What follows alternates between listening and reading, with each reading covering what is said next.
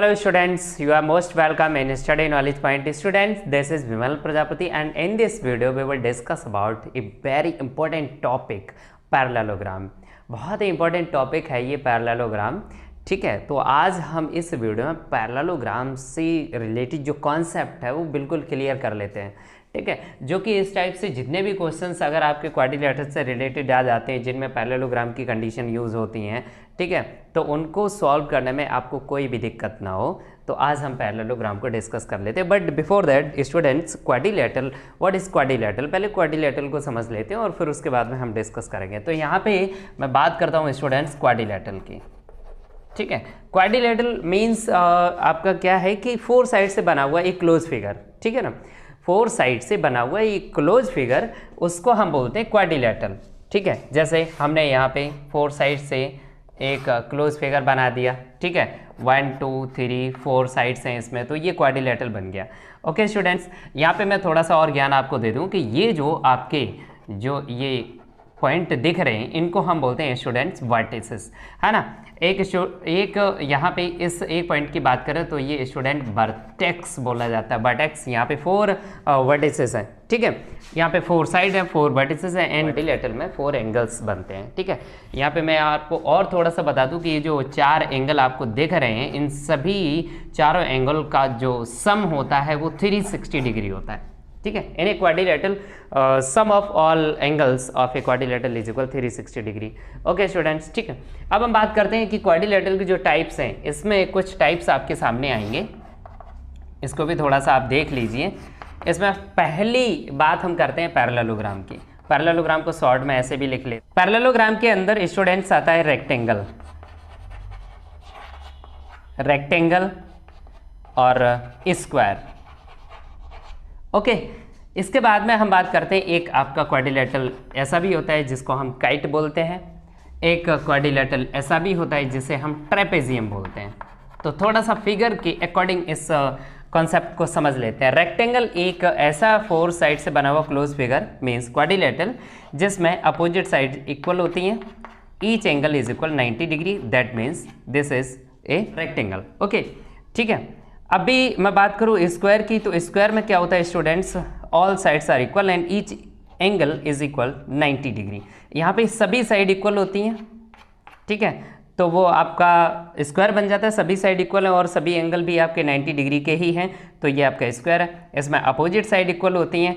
ठीक है, तो और सभी एंगल भी 90 डिग्री होते तो रेक्टेंगल बन गया। अच्छा, स्क्वायर को हम रेक्टेंगल भी बोल सकते हैं, नो प्रॉब्लम। ठीक है, स्क्वायर को हम रेक्टेंगल बोल सकते हैं। क्यों बोल सकते हैं? क्योंकि रेक्टेंगल की जो कंडीशंस है वो सभी इसमें फुलफिल होती हैं। ठीक है, अभी मैं बात करूँ रेक्टेंगल को डिफाइन कैसे करना है, तो रेक्टेंगल को ऐसे डिफाइन करना है, in a quadrilateral if pair of opposite sides are equal and each angle is equal 90 degree, that means rectangle. Okay, और यही कंडीशन यहाँ पर भी अप्लाई होती है। बट यहाँ क्या एक्स्ट्रा क्या है कि इसमें अपोजिट साइड इक्वल के साथ साथ सभी साइड एडजेसेंट साइड्स जो हैं वो भी इक्वल हैं। एडजेसेंट साइड्स मतलब ये वाली साइड इसके इक्वल तो होने के बाद भी ये साइड इसके भी इक्वल है, एडजेसेंट साइड्स इक्वल है, that means all sides are equal. ठीक है, you can say that this quadrilateral is a square. Okay, तो रेक्टेंगल और स्क्वायर आपको अच्छे से समझ में आ गया। बात करते हैं काइट की, तो स्टूडेंट्स काइट क्या होता है, इसमें एडजेसेंट साइड्स का जो पेयर होता है वो इक्वल होता है। ठीक है, एक ऐसा quadrilateral in which pair of adjacent sides are equal, ये इसके इक्वल है और ये वाली साइड इसके इक्वल है। ठीक है, तो ये आपका जो क्वाड्रिलेटरल है इसको हम बोलेंगे काइट। ठीक है, अब बात करते हैं next trapezium. If one pair of opposite side in a quadrilateral, if one pair of opposite sides, केवल एक पेयर अपोजिट साइड्स का अगर पैरेलल है, ठीक है, पैरेलल है, तो फिर वो आपका क्वाड्रिलेटरल ट्रेपेजियम होगा। ओके, जैसे ये हमने क्वाड्रिलेटरल बनाया, इसमें अगर हमने कह दिया आपसे if AB is parallel to DC, AB जो लाइन सेगमेंट है वो DC लाइन सेगमेंट के पैरेलल है। पैरेलल का मीन्स आप जानते होंगे अच्छे तरीके से, फिर भी मैं आपको थोड़ा सा बता दूं कि ऐसी लाइंस जो हम कितना भी उनको एक्सटेंड करें वो एक दूसरे को इंटरसेक्ट ना करें, ऐसी लाइंस, ऐसे लाइन सेगमेंट्स, यू कैन से ऐसे लाइन सेगमेंट्स या फिर ऐसी लाइंस जो कभी भी एक दूसरे को किसी भी पॉइंट पे इंटरसेक्ट ना करें, कितना भी उनको आगे तक एक्सटेंड कर दिया जाए, अगर वो एक दूसरे को अगर इंटरसेक्ट नहीं करेंगी तो वो पैरेलल लाइंस होती हैं। तो यहीं पे वो ये कहना चाह रहे हैं कि in a quadrilateral if one pair of opposite sides, केवल एक पेयर अपोजिट साइड का अगर पैरेलल है, ठीक है, जैसे ए बी जो है ना डीसी के पैरेलल है, अगर मैंने बोल दिया, और यहाँ आप देखो ध्यान से समझ लीजिए कि एडी जो है, अगर एडी को हम आगे तक बढ़ाते चले जाएं, आगे तक बढ़ाते चले जाएं, और इधर सी बी को हम आगे तक बढ़ाते चले जाएं, तो ये कहीं ना कहीं इंटरसेक्ट कर जाएगा, कहीं ना कहीं एक दूसरे को कट करेगा। ठीक है, तो ये वाला पेयर अपोजिट साइड का पैरेलल नहीं है, बट ये वाला पेयर अपोजिट साइड का पैरेलल है। दैट मीन्स यहाँ पे जो है ये क्वाड्रिलेटरल आपका ट्रेपेजियम होगा। ठीक है, उम्मीद करते हैं आपको ये चीज़ तो आपको बहुत अच्छे से समझ में आ गई होगी, क्वाड्रिलेटरल क्या है और क्वाड्रिलेटरल की जो टाइप्स हैं वो क्या है। ठीक है, उनमें से एक आपका जो टॉपिक है पैरेललोग्राम, बस आज हम इस पर डिस्कस करने वाले हैं, parallelogram. What is parallelogram? Okay students, तो बहुत ध्यान से आप समझिए पैरेललोग्राम क्या है। ओके स्टूडेंट्स, अब बात करते हैं पैरेललोग्राम। ठीक है ना, जैसे कोई क्वाड्रिलेटरल गिवन है तो ये हम कैसे आइडेंटिफाई कर पाएंगे कि वो पैरेललोग्राम है। ठीक है, वैसे तो पैरेललोग्राम की कंडीशंस होती हैं 3 कंडीशंस। ठीक है ना, तो हम थोड़ा सा फिगर के अकॉर्डिंग और कंडीशंस अकॉर्डिंग को समझते हैं कि उनके माध्यम से समझते हैं कि पैरेललोग्राम है क्या। ठीक है, तो फर्स्ट कंडीशन है कि जैसे कोई भी क्वाड्रिलेटरल गिवन है, कोई भी 4 साइड से बना हुआ क्लोज फिगर है, अगर उसमें मुझे, जैसे मैंने क्वाड्रिलेटरल ले लिया ABCD, in a quadrilateral ABCD। ठीक है, कोई ये क्वाड्रिलेटरल ABCD है, चलो मैं यहाँ पे इसको ड्रॉ भी कर लेता हूँ, ABCD। कोई क्वाड्रिलेटरल ABCD गिवन है in which if AB is equal to DC। ठीक है, ये जो पेयर है ना AB, इस AB और DC का पेयर, ठीक है ना, इसमें AB और DC अगर इक्वल है और एक पेयर अपोजिट साइड का है AD और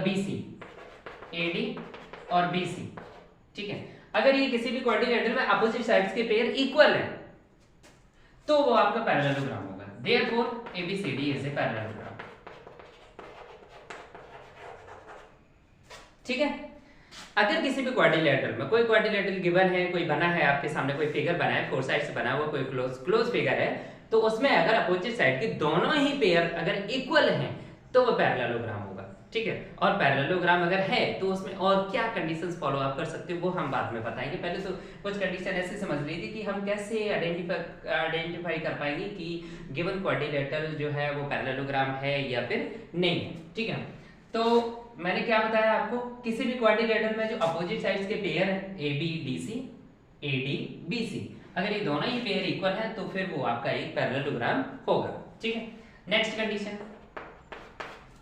if AB is parallel to DC and AD is parallel to BC, ध्यान से समझिए, AB is parallel to DC means this pair is parallel to this this side, AB is parallel to this side DC। अगर AB DC के parallel है means अगर हम AB को कितना भी एक्सटेंड करें दोनों साइड में, बोथ डायरेक्शंस में, अगर हम इनको दोनों साइड्स को अगर हम एक्सटेंड करते हैं, बढ़ाते हैं, तो ये कभी भी एक दूसरे को इंटरसेक्ट नहीं करने चाहिए।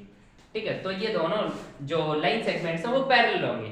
ठीक है, और AD जो है वो BC के पैरेलल है। सिमिलरली इसी कंडीशन के अकॉर्डिंग AD जो है वो BC के अगर पैरेलल है तो इस कंडीशन में आप कह सकते हो कि ये क्वाड्रिलेटरल भी एक पैरेललोग्राम है। अगर कहीं पर आपको ये मिल जाए, ठीक है, क्या, both pair of opposite side AB DC के पैरेलल है, AD BC के पैरेलल है, समझ गए ना, ये वाली साइड इस वाली साइड के पैरेलल होनी चाहिए, मतलब ये दोनों साइड अगर कितनी भी आगे बढ़ाएं एक दूसरे को इंटरसेक्ट ना करें, ये वाली साइड इसके पैरेलल होनी चाहिए। दोनों पेयर जो है ना अपोजिट साइड के अगर पैरेलल हैं तो भी कह सकते हो आप कि ABCD जो है ना वो एक पैरेललोग्राम है। ABCD is a parallelogram. Parallelogram को स्टूडेंट्स हम यहाँ शॉर्ट में लिख रहे हैं, पैरेलल लाइंस बना देते हैं और GM लिख देते हैं, that means parallelogram. Okay, third condition, एक कंडीशन और है जिसके अकॉर्डिंग अगर ये कंडीशन गिवन है तो आप बता सकते हो कि हाँ वो क्वाड्रिलेटरल जो है वो एक पैरेललोग्राम है। ठीक है ना, वो भी आप बता सकते हो।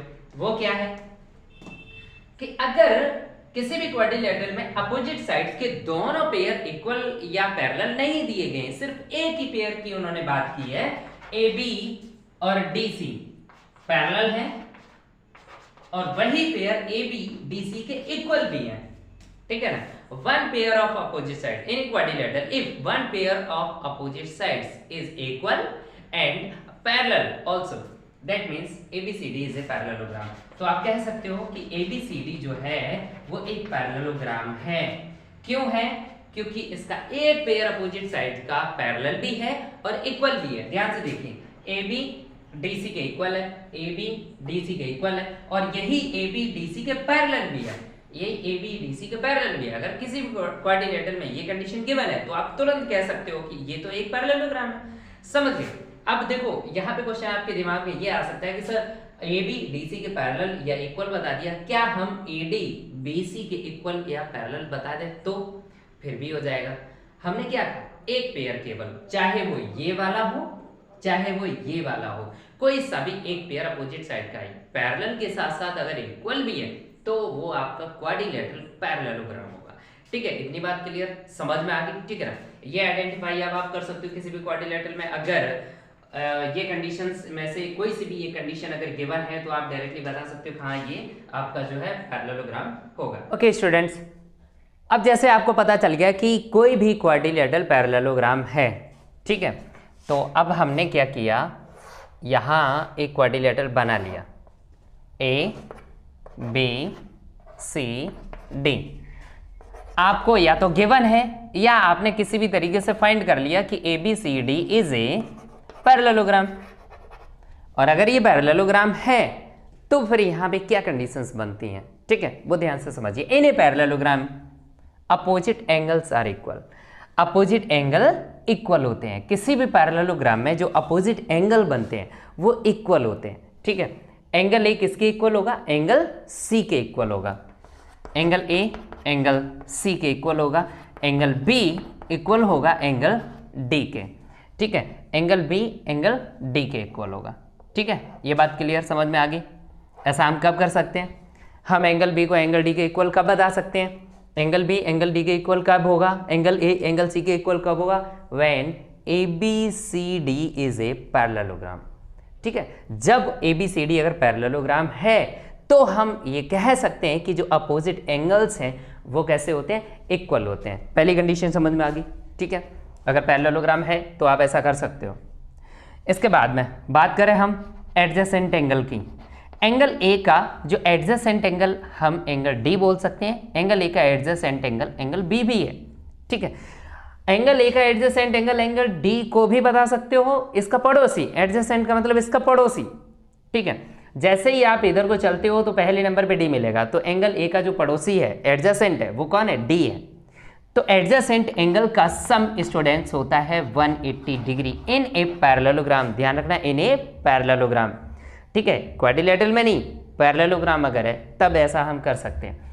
एंगल ए और एंगल डी का सम 180 है। आपने कहा सर एंगल ए का पड़ोसी तो एंगल बी ये भी है, तो बिल्कुल एंगल ए का एडजेसेंट एंगल एंगल बी है तो उसको भी अगर हम ए के साथ प्लस करते हैं तब भी आप कह सकते हो कि इनका सम भी 180 डिग्री होता है। बात समझ में आ गई? क्लियर? ठीक है, और मैं आपको थोड़ा सा बता दूं। आपने कहा नहीं सर हम angle D plus angle C करेंगे। बिल्कुल कर सकते हो भाई साहब, इसको भी अगर आप इन दोनों एडजेसेंट एंगल का सम अगर बता रहे हो तो भी आप 180 कर सकते हो। एंगल सी के साथ एंगल बी को अगर आपने ऐड कर दिया, ठीक है, तो भी आपका 180 डिग्री होगा, नो प्रॉब्लम। आ गया? ठीक है ना, समझ में आ गया होगा अच्छे से? ठीक है, ये तो adjacent angle and opposite angle के बारे में हमने बात कर दी। अब थोड़ा सा बात करते हैं डायगोनल्स की। डायगोनल क्या है स्टूडेंट्स? अपोजिट वर्टिसेस को अगर आप ज्वाइन कर देते हो तो ये आपको जो नया लाइन सेगमेंट मिलता है ना, AC लाइन सेगमेंट, AC जो आपको मिला, ठीक है, तो ये AC इस क्वाड्रिलेटरल का, दैट मीन्स इस पैरेललोग्राम का डायगोनल है। ठीक है, अपोजिट एंगल्स को ज्वाइन करने से, सॉरी अपोजिट वर्टिसेस को अगर ज्वाइन करते हैं तो जो नया लाइन सेगमेंट मिलता है उसको हम बोलते हैं डायगोनल। क्या बोलते हैं? डायगोनल। ठीक है, तो इस तरीके से ये इस क्वाड्रिलेटरल में आपको कितने डायगोनल्स मिल सकते हैं? एक तो आपको AC मिला, एक और मिलेगा क्या? BD। क्लियर? एक डायगोनल BD और एक डायगोनल AC, ये डायगोनल्स हैं। इस क्वाड्रिलेटरल में आपको कितने मैक्सिमम डायगोनल्स मिल सकते हैं? 2। ये दोनों डायगोनल्स एक दूसरे को इंटरसेक्ट कर रहे हैं, एक दूसरे को कट कर रहे हैं किसी एक पॉइंट पे, उसको हमने लेट कर लिया O। ठीक है, क्या लेट कर लिया? O। इस पैरेललोग्राम के अंदर दो डायगोनल हमें जो मिले वो एक दूसरे को एक पॉइंट पे, किसी एक पॉइंट पे कट कर रहे हैं। तो उस कंडीशन में इस इंटरसेक्ट पॉइंट को हमने लेट कर लिया O, ठीक है। तो अब आप इस कंडीशन में ये भी कह सकते हो कि जो डायगोनल एक दूसरे को ना बाइसेक्ट करते हैं, दैट मीन्स यहाँ इस तरीके से समझिए कि जैसे ही एक पैरेललोग्राम में दो डायगोनल अगर आप ड्रॉ कर देते हो और वो एक दूसरे को किसी पॉइंट पे इंटरसेक्ट करते हैं, उसको आपने O लेट कर लिया, तो इस कंडीशन में AO एक पार्ट, देखो इस डायगोनल के दो पार्ट बने, एक ये वाला पार्ट बना, एक ये पार्ट बन गया, ये यहाँ तक, ये यहाँ तक, ये दोनों ही पार्ट इक्वल मेजरमेंट में होंगे, इक्वल लेंथ के होंगे। AO इक्वल होगा CO के, जितना AO है उतना ही CO होगा। एग्जाम्पल लेते, जैसे ये AC अगर आपका सपोज दैट 10 सेंटीमीटर का था, तो इस कंडीशन में जैसे ही दूसरा डायगोनल हमने ड्रॉ किया, वैसे ये डायगोनल जो है ना दो पार्ट में डिवाइड हो गया, 5 सेंटीमीटर 5 सेंटीमीटर इक्वल पार्ट में डिवाइड हो जाएगा, ठीक है। अच्छा, इसके बाद में अगर हम बात करें डायगोनल BD की, तो इसके साथ भी यही कंडीशन होती है, BO DO के इक्वल होगा। समझ गए? इन्हें पैरेललोग्राम, ध्यान क्या रखना है कि ये पैरेललोग्राम है और इन्हें पैरेललोग्राम ऐसा हम कर सकते हैं। पैरेललोग्राम में डायगोनल्स जो है ना एक दूसरे को इक्वल पार्ट्स में डिवाइड कर देते हैं, दैट मीन्स डायगोनल्स बाइसेक्ट करते हैं एक दूसरे को, ये वाला पार्ट इस वाले पार्ट के इक्वल हो गया। दैट मीन्स अगर हम एग्जांपल लेते हैं, अगर ये पूरा सपोज दैट 20 सेंटीमीटर का है डायगोनल BD, तो ये 10 का हो जाएगा और ये भी 10 का हो जाएगा, ठीक है ना। तो यहाँ पे एक कंडीशन बनती है, इन ए पैरेललोग्राम और diagonals bisect each other. Okay, ये बात समझ में आ गई, ठीक है। डायगोनल जो है एक दूसरे को बाइसेक्ट करते हैं, बाइसेक्ट मींस इक्वल पार्ट्स में डिवाइड कर देते हैं। ओके, तो ये कंडीशन आपको अच्छे से समझ में आ गई होगी कि ये पैरेललोग्राम है और पैरेललोग्राम की जो डायगोनल्स हैं वो एक दूसरे को बाइसेक्ट करते हैं। ये कुछ बेसिक जानकारी थी, बेसिक कॉन्सेप्ट था जो पैरेललोग्राम का था, और ये आपको यहाँ पे पता होना चाहिए था, तो मैंने थोड़ा सा ये कॉन्सेप्चुअल वीडियो आपके लिए प्रोवाइड कराया है। उम्मीद करते हैं ये आपको बहुत अच्छे से समझ में आया।